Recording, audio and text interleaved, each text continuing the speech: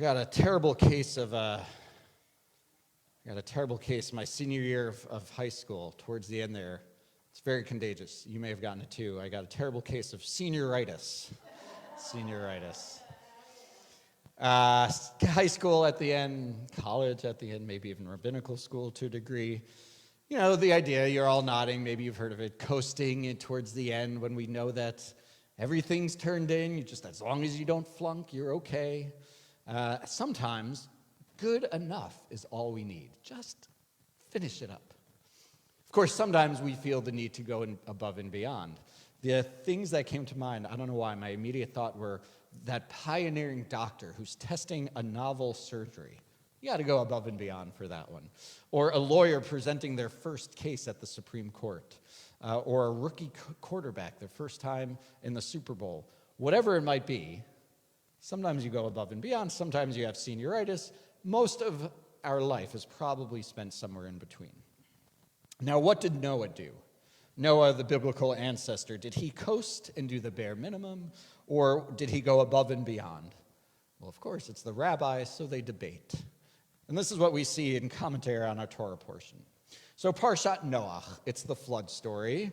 We know the story. Humanity was lawless and violent, and so God decided to destroy the earth with a flood, but will save humanity through Noah and his family, save the animals 2 by 2 or 7 by 7, they go on the ark.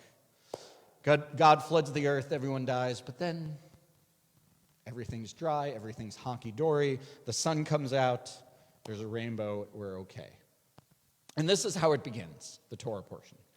Eile toldot Noach ish tzadik tamim haya b'dorotav.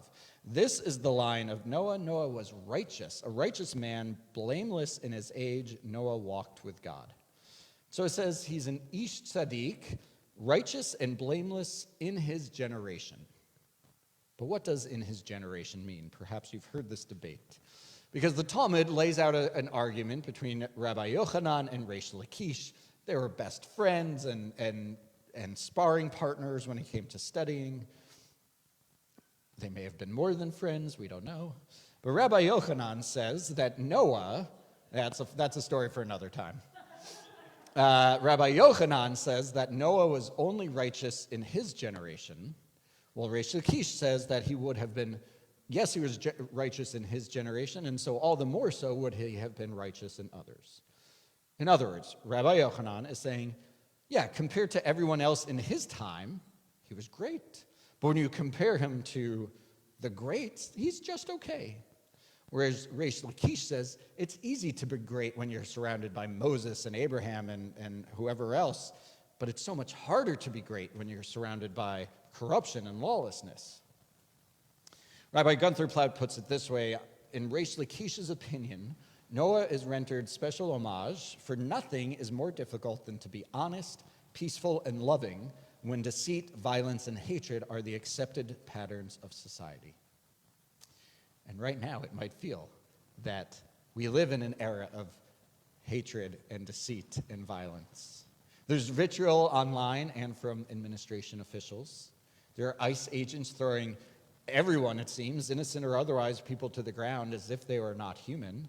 There's violence against political figures across the political spectrum, and against protesters, and against elected officials. As Rabbi Plaut says, nothing is more difficult than to be honest, peaceful, and loving, perhaps even in this moment. Now, we all might want to be like Reish Lakish's version of Noah, to be that highest ideal of righteousness, to be above reproach, to call out injustice at all times, to fight and protest 24/7. But that is impossible. It's impossible to do that all the time. We are not Noah or Abraham or Sarah or Moses or Deborah. Sometimes we can only do enough. The Rabbi Yochanan version of Noah, the senioritis version of Noah. And so our rabbis teach in Pirkei Avot, in a place where there is no humanity, strive to be human. In a society that has found itself to be corrupt and violent, we can't always 24/7 be paragons of virtue, so instead let us simply be human. Let us make sure we hold that door for a stranger.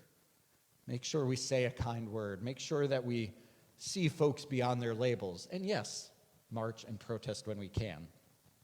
And then, like Noah, we can aim for honesty, peace, and love. Like Noah, we can be human. And we say, Amen. Take a few moments to think about the ways we can do enough to be human.